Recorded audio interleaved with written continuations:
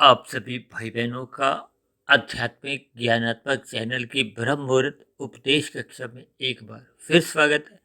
आज की चर्चा का विषय है प्रकृति, परमात्मा और मनुष्य। देखिए, ये तीन ही तत्वों पर शास्त्रों में घूम फिरकर चर्चाएं होती हैं और हमारी भी जो प्रतिदिन की जो चर्चा है, चाहे वो ब्रह्म मुहूर्त उपदेश की हो, चाहे वो संध्या बेला संदेश की हो, घूम फिरकर हमारी भी जो चर्चाएं होती हैं इन्हीं तीन तत्वों पर ही होती है। और इन्हीं तीन तत्वों से संबंधित जो आपके हमारे तीन शरीर हैं, स्थूल शरीर, सूक्ष्म शरीर और कारण शरीर, उनके ऊपर होती है। क्योंकि मनुष्य जोनि देखिए कर्म जोनि है, साधना जोनि का एक अवसर है, इनके ऊपर होती है। यानी कि कुल मिलाकर मनुष्य जोनि को एक विशेष महत्व है। शेष 84 लाख प्रकार की जितनी भी जोनियां हैं, देखिए इन 84 लाख प्रकार की जोनियों में अन्य जोनियों को देखिए भोग जोनि कहा गया। और शास्त्रों में तो देखिए 80 लाख प्रकार की नीचे की तामसी जोनि है, दंडमयी जोनि है। अब ऐसी स्थिति में हमें विचार करना होगा कि 84 लाख प्रकार की तो खुली जोनी है और उसमें 80 लाख प्रकार का जो एक बहुत बड़ा आंकड़ा है, अनुपात है, वो तो दंडमय जोनी है। इन बातों से आप और हम देखिए एक निष्कर्ष निकाल सकते हैं कि साधारणतः एक मनुष्य देखिए अपने मिले हुए जीवन के अवसर का लाभ तो उठाता नहीं है, नुकसान और कर बैठता है। नुकसान करने का अभिप्राय क्या है कि मनुष्य अपने मिले हुए जीवन में पाप कर्म अधिक करता है। हालांकि देखिए ऐसी बातें प्रत्यक्ष रूप से आपको हमें स्वीकार्य नहीं होती। कोई भी मनुष्य देखिए स्वीकार नहीं करता कि वो दिन में कितने ही पाप कर्म करता है। अब यदि मनुष्य देखिए पाप कर्म करता ही नहीं है तो फिर उसके देखिए पुण्य कर्म होने चाहिए, और यदि वो पुण्य कर्म नहीं करता तो निष्काम कर्म होने चाहिए। अब निष्काम कर्म यदि उसके हो रहे होते तो अब तक तो उसका जो जन्म मरण का बंधन ही समाप्त हो चुका होता। अब यदि मनुष्य देखिए पुण्य कर्म अधिक करता है या वो पुण्य कर्म ही करता है, पाप कर्म करता ही नहीं, तब ऐसी स्थिति में उसको बार बार मनुष्य जोनि का ही जन्म मिलना चाहिए। तब ऐसी स्थिति में हमें देखिए इस पर विचार करना होगा, चिंतन करना होगा कि ये जो 80 लाख प्रकार की नीचे की जोनियां हैं, ये आपको हमें क्या संदेश देती हैं, क्या ज्ञान देती हैं कि ये भी कभी किसी न किसी युग में मनुष्य जोनि में ही थे। लेकिन वर्तमान समय तो देखिए वो 80 लाख प्रकार की नीचे की जोनियों में। इसका अभिप्राय क्या है कि परमात्मा ने अपनी प्रकृति की व्यवस्था का क्या दुरुपयोग किया? नहीं। देखिए परमात्मा कर्मफल सिद्धांत के अंतर्गत जैसी जैसी आपका हमारा कर्माशय होता है, जैसे जैसे आपके हमारे कारण शरीर में संस्कार होते हैं, उसके आधार पे अपने आप ही देखिए एक जन्म मरण की जो स्थितियां हैं वो अपने आप ही बनती हैं। आप भाई बहनों को हो सकता है ध्यान हो, तकरीबन 2.5 वर्ष पहले हमने एक वीडियो तैयार किया था मनुष्य के मरने के बाद का अगला जन्म। वो लगभग देखिए 2.75 घंटे की वीडियो है। उस पर हमने विस्तार से इन सभी बातों पे चर्चा की थी। इसलिए हम सभी भाई बहनों को अपने मिले हुए जीवन का सदुपयोग करते हुए हमें कुछ अपने जीवन में निर्णय लेने होंगे। निर्णय लेने का अभिप्राय क्या है? देखिए आज मैंने जो वीडियो के चित्र में देखिए 3 अक्षर प्रथम श्रेणी में जो लिखे हैं, वो पहला क्या है? प्रकृति, फिर परमात्मा, फिर मनुष्य। और इन तीनों शब्दों के साथ एक एक तीर की दिशा दिखाई है। ये तीर की दिशा का अभिप्राय देखिए इनकी स्थितियों से है। देखिए प्रकृति के आगे हमने क्या लिखा है? गरीब। और गरीब को देखिए हमने काले रंग से दर्शाया। जबकि परमात्मा के आगे हमने एक शब्द लिखा है अमीर, इसको हमने देखिए सफेद रंग से दर्शाया। और जबकि मनुष्य के आगे तीर दिखाकर आगे ना तो गरीब लिखा है ना अमीर लिखा है, एक प्रश्न चिन्ह लगाकर उस पर एक चिंतन का विषय बना दिया है कि मनुष्य योनि पाकर आपके हमारे पास एक विकल्प है कि हम गरीब होना चाहते हैं या अमीर होना चाहते हैं। अब देखिए एक साधारण स्तर पर किसी भी मनुष्य का यदि आप पूछते हो तो कोई भी मनुष्य नहीं चाहता कि वो गरीब होना चाहता है। हम दिन रात जितने भी कर्म करते हैं किस लिए करते हैं? अमीर होने के लिए। गरीब होने के लिए तो कोई प्रयत्न नहीं किया जाता। और मैं तो यहाँ तक भी कहता हूँ कि मनुष्य कलयुग में अमीर बनने के लिए ही देखिए धर्मानुसार कर्म नहीं, पाप कर्म भी कर जाता है। तभी तो देखिए उसका पाप कर्मों का कर्माशय बनने लगता है। पाप कर्मों का जो बिगड़ा हुआ कर्माशय है, क्योंकि मनुष्य जोनि तो तभी मिलती है जब संचित कर्मों में मरते समय पाप और पुण्य कर्मों की कम से कम तुल्यता होती है, पुण्य कर्मों की अधिकता होती है। तब ऐसी स्थिति में जो नीचे की जोनियों के जो एक संकेत आ रहे हैं, जो 80 लाख प्रकार की नीचे की तामसी जोनी है, इन नीचे की जोनियों के जितने भी जीव हैं, देखिए उनके कोई रहने को घर नहीं है, पहनने को वस्त्र नहीं है, कोई खाने का कोई निश्चित इनका समय नहीं है, सोने की कोई स्थितियां सही सही नहीं है। यानी इनके जीवन में देखिए गरीबी ही गरीबी है, दुख ही दुख है। क्योंकि गरीबी का अभिप्राय देखिए दुखों से माना जाता है, अमीरी का अभिप्राय सुखों से लिया जाता है। जबकि भगवान के लिए तो देखिए एक शब्द आता है सच्चिदानंद। सच्चिदानंद का अभिप्राय आनंद से होता है।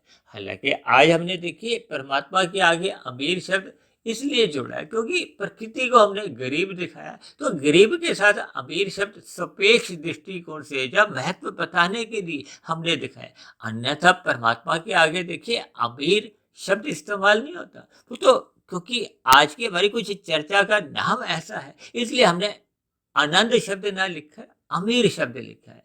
क्योंकि आपको हमें इस प्रकृति के एक गरीब शब्द का एक अर्थ समझाना है, ताकि आपके हमारे जीवन में ये जो हम दिन प्रतिदिन मनुष्य जोनि के जीवन में चिंतन करते रहते हैं कि इधर जाएं या उधर जाएं, इधर का अभिप्राय देखिए इस माया से है, प्रकृति से है, और उधर का अभिप्राय क्या है, परमात्मा से है। देखिए हम जो प्रतिदिन इस आध्यात्मिक ज्ञानात्मक चैनल पर जो सुबह शाम एक एक वीडियो प्रसारित करते हैं, इनके पीछे का लक्ष्य क्या है कि हमने उधर जाना है। उधर कहाँ, परमात्मा के यहाँ जाना है। इधर की तरफ का इशारा कभी नहीं किया जाता, यानी कि प्रकृति की ओर जाने का तो कभी इशारा किया ही नहीं जाता। क्योंकि आपके बारे देखिए 3 शरीर हैं, स्थूल शरीर, सूक्ष्म शरीर और कारण शरीर। अब स्थूल शरीर तो एक कार्य रूप में है। इसको शास्त्रों में तो देखिए मनुष्य जोनि के स्थूल शरीर का इतना अधिक महत्व है कि भगवान श्री कृष्ण ने इसको एक रथ की संज्ञा दी है। अब रथ की संज्ञा देने का अभिप्राय क्या है कि मनुष्य जीवन एक साधना जोनि का एक अवसर है। मनुष्य जोनि पाकर हम स्थूल शरीर को यदि हम साधना में लगाते हैं, साधना का अभिप्राय क्या है कि जब हम परमात्मा को पाने का एक लक्ष्य बना लेते हैं, क्योंकि परमात्मा तो अमीर है और प्रकृति गरीब है।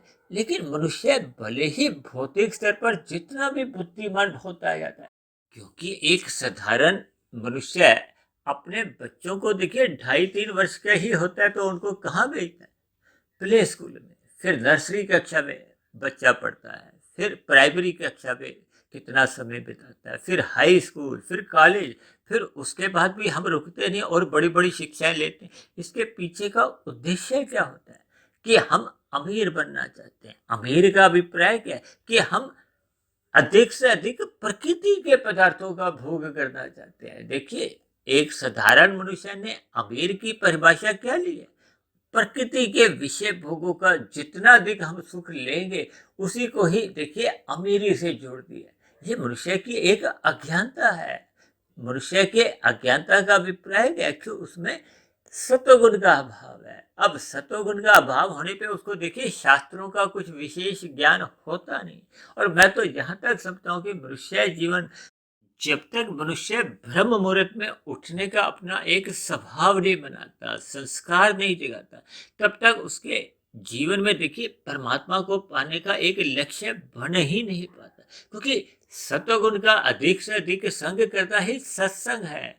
और जब हम सत्संग करते हैं श्रद्धापूर्वक सत्संग आपको हमें ब्रह्म मुहूर्त में उठने को एक बाध्य कर देता है। बाध्य करने का अभिप्राय क्योंकि आपका हमारा अधिक लाभ तो ब्रह्म मुहूर्त में उठने का होता है, क्योंकि सत्वगुण की एक शुद्धतम अवस्था ब्रह्म मुहूर्त को मानी गई। अब देखिए 1 का सिक्का पड़ा हो, 10 का सिक्का पड़ा हो, 100 का एक नोट पड़ा हो, 2000 का नोट पड़ा हो, तो आर्थिक दृष्टिकोण से हम देखिए 2000 के नोट को उठाना पसंद करते हैं। क्योंकि उसमें 2000 के नोट में देखिए ये सभी स्थितियों में एक तुलनात्मक रूप से सापेक्ष दृष्टिकोण से अधिक मूल्य है, उसका अधिक महत्व है। उस 2000 के नोट में हमें अधिक लाभ दिखता है, तभी तो हम उठाते हैं।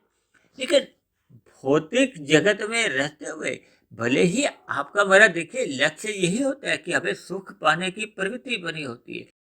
इसीलिए जब जब आपके मेरे जीवन में देखिए दुख आते हैं, तो दुखों से हम निवृत्ति चाहते हैं, छुटकारा चाहते हैं। अंतिम उद्देश्य तो आपका मेरा देखा सुख की प्रवृत्ति ही होती है, और सुख भी हम चाहते हैं कि उसमें दुख का लेश मात्र भी ना हो और सुख घटे नहीं। जबकि भौतिक प्रकृति में तो देखिए ऐसा सुख है ही नहीं, क्योंकि भौतिक प्रकृति तो देखिए द्वैत है, जहाँ सुख के साथ दुख जुड़ा ही रहता है, रात के साथ दिन जुड़ा होता है। ये सभी स्थितियां देखिए हम सभी अपने अपने जीवन में पिछले कितने ही समय से अनुभव करते आए।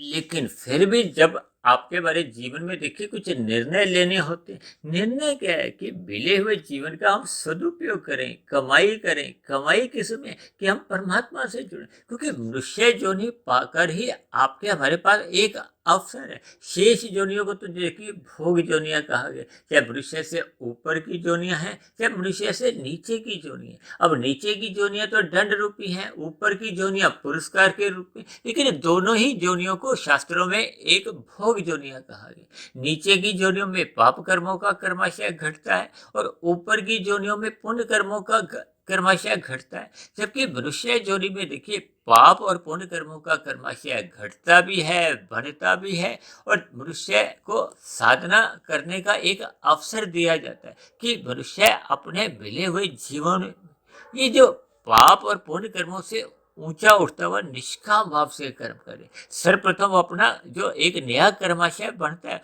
उस पर रोक लगा दे, और पुराना बना हुआ कर्माशय को समाप्त करने की दिशा में साधना करनी आरंभ कर ले।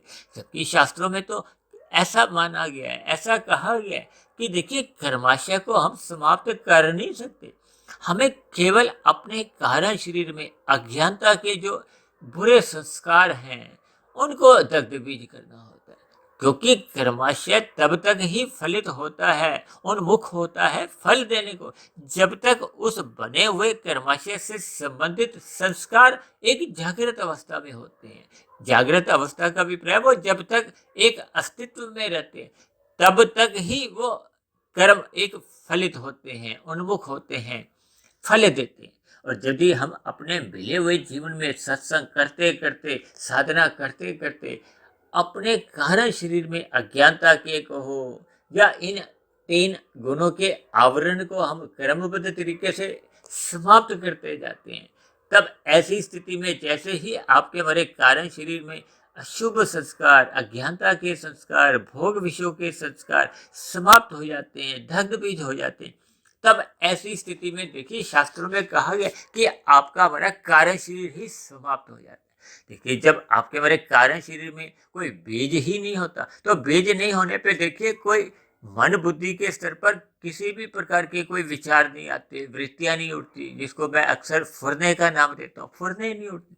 ये फुरने ही तो देखिए जैसे जैसे फुरने उठते हैं, अच्छे फुरने होते हैं तो हम पुण्य कर्म करते हैं, यदि बुरे फुरने होते हैं तो हम पाप कर्म किए बिना रह ही नहीं पाते, हम पाप कर्म करने को देखिए बाध्य हो जाते। इन सभी स्थितियों पर मनुष्य विचार नहीं करता, क्योंकि आपके हमारे जीवन में देखिए लगभग 85-90% जो कर्म होते हैं वो बने हुए संस्कारों के वश होते हैं। जैसे जैसा हम स्वभाव बढ़ा लेते हैं, वो स्वभाव आपसे हमें कर्म करने को एक बाध्य करता है। भगवान श्री कृष्ण ने भी तो अर्जुन को ऐसा एक ज्ञान दिया था कि यदि तुम मेरे कहने से युद्ध नहीं करोगे तो तुम्हारा जो अंदर का एक बना हुआ स्वभाव है, क्षत्रिय स्वभाव है, वो तुम्हें बाध्य कर देगा।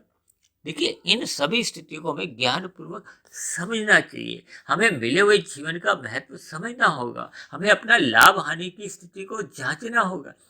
जांचने का अभिप्राय क्या है कि परमात्मा जो कि एक आनंदमय सत्ता है, सच्चिदानंद है। ये जो अमीर शब्द मैंने केवल एक समझाने मात्र के लिए लिखा है कि हमें प्रकृति से न जुड़कर, प्रकृति की ओर सम्मुख न होकर परमात्मा को पाने का एक लक्ष्य बनाना होगा।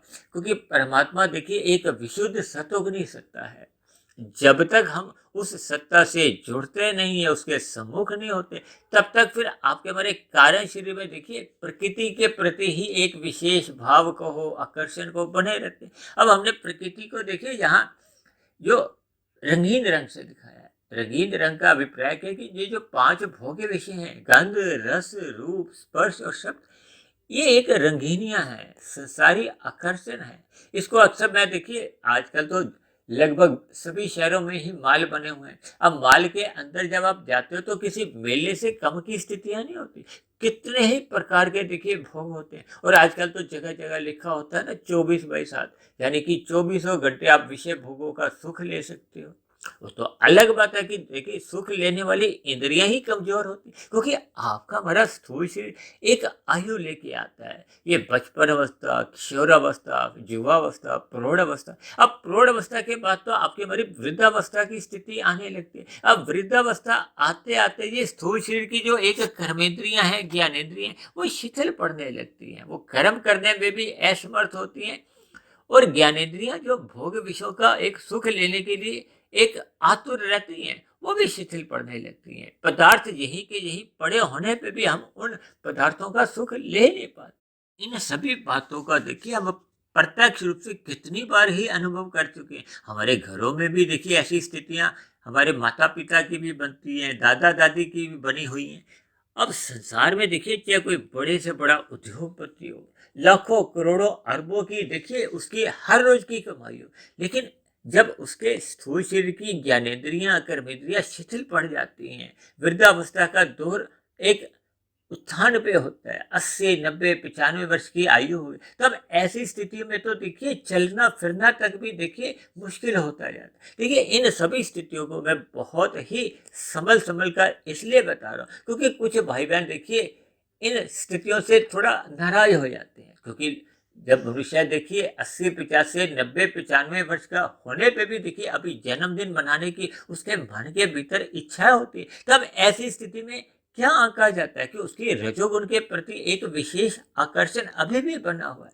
देखिए जब हम जन्मदिन मनाते हैं या शादी की कोई ऐसी सालगिरह जैसी कोई स्थितियां मनाते हैं, देखिए इनका मेरा कोई वैसे कोई विरोध नहीं है, लेकिन जब हम गुणों की बात करते हैं कि तमोगुण, रजोगुण और सतोगुण और विशुद्ध सतोगुण हमें किससे जुड़ना है, तब ऐसी स्थितियों में यदि मनुष्य की इन राजसी प्रवृत्तियों में रुचि बनी हुई है, तब उसका देखिए सत्संग में मन लगता नहीं है। जब तक श्रद्धा पूर्वक सत्संग नहीं होता, तब तक तो मनुष्य की देखिए सात्विक स्थिति ही मजबूत नहीं होती। जब सात्विक स्थिति ही मजबूत नहीं होती, तो परमात्मा की सम्मुखता चाहकर भी बन नहीं पाती। ये जो हम परमात्मा की कीर्ति गाते हुए कीर्तन करते हैं, ये स्थितियां क्यों करते हैं कि आपका हमारा मन परमात्मा की ओर लगता नहीं है। इसको लगाने का हम प्रयास करते हैं, अभ्यास करते हैं, लेकिन शास्त्रों में तो कहा गया ना कि देखिए जब तक हम श्रद्धा पूर्वक सत्संग करते करते अपना मन उस अभ्यास की ओर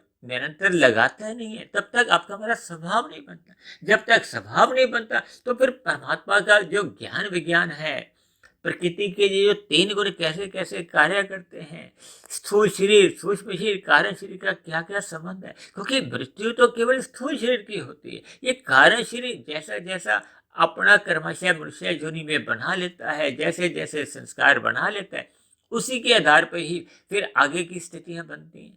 तो इन सभी बातों पर एक हमें ज्ञान पूर्वक चिंतन करना होगा। इसीलिए तो देखिए मैंने मनुष्य के आगे जो तीर के निशान के आगे एक प्रश्न चिन्ह लगा दिया कि आप ही विचार करो कि हमें अपने मिले हुए जीवन में किस दिशा की ओर जाना है। प्रकृति के सुखों को भोगना है, और प्रकृति के 3 देखिए गुण हैं, जिस जिस गुण से हम जुड़ते हैं वैसे वैसे आपके बारे एक कर्माशय बनता है। शास्त्रों में कहा गया कि यदि आप प्रकृति के जुड़ना चाहते हो, प्रकृति के सुखों को भोगना चाहते हो, तो प्रकृति के जो तमोगुण हैं उससे मनुष्य को बचना है, क्योंकि तमोगुण में रहते हुए निषेध कर्म होते हैं, जबकि रजोगुण में रहते हुए साधारण पुण्य कर्म होते हैं, और सतोगुण में रहते हुए विशेष प्रकार के पुण्य कर्म होते हैं, विशेष प्रकार के परोपकार के कार्य होने लगते हैं। देखिए जब हम पेड़ पौधों को जल देते हैं, पक्षियों को, कीड़े मकोड़ों को अन्न के दाने देते हैं, पशुओं को चारा देते हैं, गरीब मनुष्यों को अन्न से, धन से, शिक्षा से, वस्त्र से, ज्ञान से, विभिन्न प्रकार की देखिए एक सहायताएं करते हैं। धर्म के प्रचार के लिए धन भी देते हैं, समय भी लगाते हैं। ये सभी सात्विक पुण्य कर्म देखिए सकाम भाव से भी होते हैं, निष्काम भाव से भी होते हैं। सकाम भाव से होते हैं फल पाने की इच्छा से, और यदि हम निष्काम भाव से करते हैं तो फिर हम एक कर्म योग की स्थिति में आ जाते हैं। कर्म योग के बाद फिर ज्ञान योग की स्थिति आती है, ज्ञान योग के बाद फिर भक्ति योग की स्थिति आती है। अब भक्ति योग में मनुष्य जितना अधिक परिपक्व होता जाता है, उसके कारण शरीर में जो अज्ञानता के संस्कार वो बहुत जल्दी जल्दी दग्ध बीज होने लगते हैं। इस बात को देखिए आप 4 भक्तों के साथ भी जोड़ सकते हो। शास्त्रों में 4 प्रकार के भक्त बताए गए ना। पहला भक्त कौन है? आर्थ भक्त। आर्थ का अभिप्राय होता है जिसको देखिए दुख आते हैं, प्रकृति के दुख वो सहन कर नहीं पाता, तो फिर उसको परमात्मा की याद आती है। परमात्मा की याद आने वाले को ही देखिए आर्त भक्त कहा जाता है। कहते हैं ना, हम जो आरतियां गाते हैं, परमात्मा की पूजा पाठ करते हैं, वहीं से ही देखिए वो आर्थ भक्त की है स्थिति आती है। और दूसरा आता है अर्थार्थी भक्त। अर्थार्थी भक्त देखिए परमात्मा से प्रकृति के पदार्थों को ही मांगता है, परमात्मा की भक्ति नहीं मांगता, परमात्मा का ज्ञान नहीं मांगता। वो प्रकृति के सुखों को भोगना चाहता है, वो समाज में मान प्रतिष्ठा चाहता है। ये प्रकृति के सभी सुख हैं, इसको अर्थार्थी कहा जाता है। और जब जब मनुष्य का देखिए ये प्रकृति के विषय भोगों से थोड़ा एक विरक्ति होने लगती है, उदासी आने लगती है, या यूं भी कहो कि परमात्मा को जानने की अंदर से इच्छाएं होती हैं, ये प्रकृति के 3 गुण कैसे कार्य करते हैं, ये जन्म मरण क्यों होता है, ये विभिन्न स्थितियों पे उसके मन ही मन कुछ प्रश्न उठने शुरू होते हैं। ऐसे भक्त को देखिए जिज्ञासु भक्त कहा जाता है। हालांकि जिज्ञासु भक्त का अभी देखिए परमात्मा को पाने का एक लक्ष्य बना नहीं होता, लेकिन उसका परमात्मा की ओर एक झुकाव होने लगता है, और प्रकृति के विषय भोगों से उसकी विरक्ति आरंभ हो जाती है। विरक्ति आरंभ होने पे ही तो वो परमात्मा से जुड़ना चाहता है। फिर जैसे जैसे वो परमात्मा की ओर अधिक झुकाव हो जाता है, जैसे तराजू के देखिए 2 पलड़े होते हैं ना, जिसमें वजन अधिक होता है। वजन अधिक का मतलब क्या है कि जब हम किसी स्थिति विशेष को अधिक महत्व देते हैं, महत्व का अभिप्राय क्या है कि जब हम परमात्मा को अपने जीवन में सर्वोपरि मानना आरंभ कर देते हैं और प्रकृति को हम कम फिर महत्व देते हैं। प्रकृति को कम महत्व देने का अभिप्राय है कि फिर हम केवल अपने स्थूल शरीर के एक आवश्यकताओं की पूर्ति के लिए ही पुरुषार्थ करते हैं। फिर आपके मेरे दिन में देखिए स्थितियां परमात्मा को जानने की, समझने की ही बनी रहती हैं, परमात्मा की ओर चलने की ही फिर आपके मन के अंदर एक प्रवृत्ति सी बढ़ जाती है। ब्रह्म मुहूर्त में उठने का उसका फिर स्वभाव बढ़ जाता है। ये सभी स्थितियां तब बन पाती हैं जब हमारा परमात्मा को पाने का फिर एक लक्ष्य बन जाता है। और जब परमात्मा को पाने का आपका हमारा देखिए लक्ष्य बन जाता है, भले ही अभी हम देखिए परमात्मा को पाने के एक रास्ते नहीं है, तब ऐसी स्थिति में उस भक्त को देखिए फिर ज्ञानी भक्त कहा जाता है, प्रेमी भक्त कहा जाता है। तब ऐसी स्थिति निरंतर उसके जीवन में जब बनी रहती है तो उसकी दिनचर्या बहुत ही व्यवस्थित रहती है, उसका अनुशासित जीवन रहता है। वो ब्रह्म मुहूर्त में उठने का उसका सहज ही एक स्वभाव बन जाता है, रात को जल्दी सोने की उसकी स्थिति सहज ही बनने लगती है। ये सभी स्थितियां जब आपके हमारे जीवन में सदा बनी रहती हैं, बनी रहने का अभिप्राय क्या है कि आपके हमारे जीवन में देखिए सुख आए चाहे दुख आए, यानी कि अनुकूल परिस्थितियां हो चाहे प्रतिकूल परिस्थितियां हो, परमात्मा को पाने का लक्ष्य कभी भी डगमगाता नहीं। ऐसी स्थिति देखिए एक प्रेमी भक्त की होती है, ज्ञानी भक्त की होती है।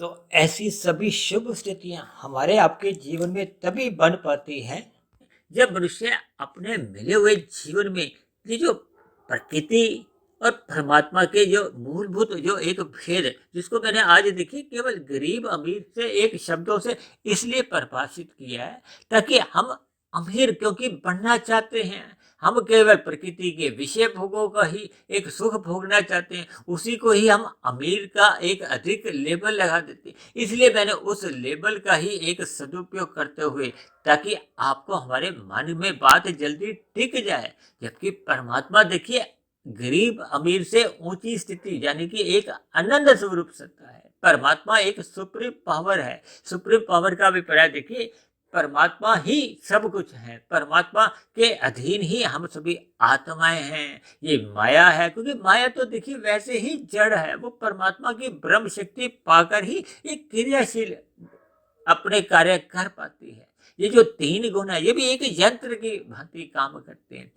जब मनुष्य ये सभी स्थितियों में परमात्मा को ही सर्वोपरि मानने लगता है, समझ जाता है, परमात्मा के खेल को कहो, माया के खेल को कहो, या अपने मिले हुए जीवन के अवसर को कहो, ये सभी स्थितियां फिर उसको परमात्मा से जुड़ने में ही एक लाभ दिखती हैं। इसलिए मेरी आप सभी भाई बहनों से विनती है कि इन सभी स्थितियों पर आप भी विचार करें, और विचार करते करते ही हम इस निष्कर्ष पर पहुंच जाते हैं, क्योंकि मनुष्य एक बुद्धिमान प्राणी है, लेकिन मनुष्य इन सभी बातों पर ज्ञान पूर्वक चिंतन नहीं करता। चिंतन नहीं करने का अभिप्राय है कि उसके जो बुद्धि का जो एक बल्ब है, वो एक सात्विक स्थिति में नहीं होता। देखिए, जब आपका हमारा बल्ब देखिए 0 वाट का, यानी कि 1 वाट का हो, तो आपके हमारी बुद्धि देखिए तामसी होती है। ये राजसी बुद्धि में आपका हमारा बल्ब, बुद्धि का बल्ब गया 10 वाट का समझो। जब हमारी आपकी बुद्धि 100 वाट के बल्ब के समान होती है, यानी कि ये देखिए तुलना एक समझने के लिए। जैसे अधिक वाट के बल्ब में अधिक रोशनी होती है। अब जो दिन रात के जो मैच होते हैं, तो वहां तो कितने ही शक्तिशाली बल्ब लगे होते हैं, वो छोटी सी गेंद भी उस पूरे मैदान में नजर आती है। तो ये सभी स्थितियों से हमें देखिए परमात्मा की एक महत्ता को पहचानना होगा, अपने मिले हुए जीवन के अवसर का हमें लाभ उठाना होगा, क्योंकि परमात्मा को जानने समझने का जो एक अवसर है, वो केवल और केवल मनुष्य योनि में ही मिलता है। और मनुष्य जीवन की जो आप पर हमारे पास जो एक अवसर है, स्थूल शरीर की जो आयु है, सांसें हैं, ये एक सीमित है। इसका हमें जल्द से जल्द सदुपयोग करते हुए इस साधना में लग जाना चाहिए। देखिए, हम मिले हुए जीवन में जितनी अधिक साधना कर लेते हैं, आध्यात्मिक उन्नति कर लेते हैं, वो मरने के बाद भी सुरक्षित बनी रहती है। वो सुरक्षित आध्यात्मिक यात्रा आपको हमें पुनः अगले मनुष्य योनि में ही मिल जाती है। अब क्योंकि आप और हम देखिए, जब साधना करते हैं तो आपका हमारा फिर कर्माशय भी बिगड़ता नहीं है। जब कर्माशय नहीं बिगड़ता, तो मरने के बाद पुनः फिर हमें मनुष्य योनि की ही प्राप्ति होती है। फिर संस्कारी माता पिता के यहाँ हमें जन्म मिलता है, फिर वहाँ के वातावरण में ही आपको हमें गुरुजनों का एक संग मिलता है। कुल मिलाकर ये सभी स्थितियाँ एक अनुकूल रूप में मिलने से आपके हमारी आध्यात्मिक यात्रा को फिर आगे गति मिलती है। ये गति मिलते मिलते जब हम पूर्ण स्थिति में पहुंच जाते हैं, यानी कि अपने कारण शरीर में अज्ञानता के संस्कार समाप्त कर लेते हैं, तो फिर हम मायातीत की स्थिति को प्राप्त कर लेते हैं। मायातीत की स्थिति प्राप्त करने का अभिप्राय है फिर जन्म मरण का बंधन समाप्त हो जाता है, क्योंकि बंधन तो वो कारण शरीर है। कारण शरीर यदि हमने अज्ञानता के संस्कार समाप्त कर लिए, तो कारण शरीर समाप्त, कारण शरीर के समाप्त होते ही सूक्ष्म शरीर समाप्त। और स्थूल शरीर तो वैसे ही एक प्रारब्ध लेकर आयु लेके आता है, उसकी जैसे ही प्रारब्ध को हो, उसकी जो सांसों की चाबी समाप्त हो जाती है, तो स्थूल शरीर की किसी भी निमित्त मात्र के कारण बनने से वो एक मृत्यु होती है। तब ऐसी स्थिति में आत्मा परमात्मा सानिध्य में फिर आध्यात्मिक शरीर की प्राप्ति कर लेती है, मोक्ष की स्थिति को प्राप्त हो जाती है। फिर लंबे काल के लिए फिर आत्मा आनंदमय जीवन व्यतीत करती है। तो ऐसी सभी शुभ स्थितियां हम सभी भाई बहनों के जीवन में भी बने। इन्हीं शब्दों के साथ अब चर्चा विशेष को यहीं हम विश्राम देते हैं। यदि बनी हुई वीडियो आपको अच्छी लगती हो, देखिए, मैं इस आध्यात्मिक ज्ञानात्मक चैनल पर लगभग पिछले 4.25 वर्षों से प्रतिदिन ही एक एक वीडियो बनाता आया हूँ। अब पिछले 4-5 महीने से देखिए, हम शाम को संध्या बेला संदेश कक्षा में भी कुछ भौतिक विषयों को सैद्धांतिक बातों से जोड़कर कुछ हम सरल अपनी वीडियो बनाते हैं, ताकि हम किसी भी तरह परमात्मा से जुड़ें और इस भौतिक जगत से आपका हमारा एक ज्ञान पूर्वक वैराग्य हो। तो ऐसी सभी शुभ स्थितियां हम सभी भाई बहनों के जीवन में तभी बन पाती हैं, जब मनुष्य अपने मिले हुए जीवन का सदुपयोग करते हुए सत्संग करता है, ब्रह्म मुहूर्त में उठने का अपना एक नियम बना लेता है, स्वभाव बना लेता है। तो ऐसी सभी शुभ स्थितियां आपके जीवन में भी बने। यदि आपको मेरी बनी हुई वीडियो अच्छी लगती हैं, तो मेरी आप सभी भाई बहनों से विनती है कि इन बनी हुई वीडियो को आप अधिक से अधिक भाई बहनों में शेयर करें, ताकि समाज में एक सतोगुणी वातावरण का विस्तार हो। उस सतोगुणी वातावरण में ही हम सभी भाई बहनों का जीवन सुख में बीत सकता है और परमात्मा में सदा आपकी हमारी एक प्रीति बनी रह सकती है। यदि हम अपने मिले हुए जीवन में देखिए प्रकृति के विषय भोगों को भोगने के लिए ही एक प्रतियोगिता में अपना जीवन बिताते हैं, तो फिर देखिए ये जो दुख, अशांति, क्लेश, लड़ाई झगड़े, ये फिर सहज ही कलयुग की स्थितियां फिर बढ़ने लगती हैं।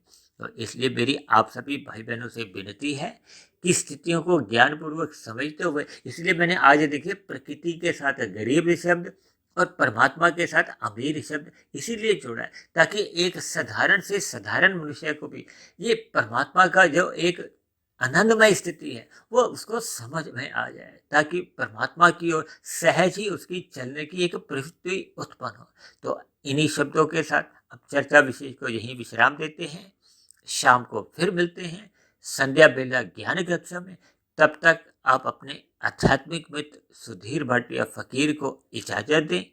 आप सभी भाई बहनों की निरंतर सात्विक स्थिति बनी रहे, ताकि हम परमात्मा को पाने का एक निरंतर अपना लक्ष्य बनाए रखें। वीडियो को ध्यान से सुनने के लिए आप सभी भाई बहनों का बहुत बहुत धन्यवाद।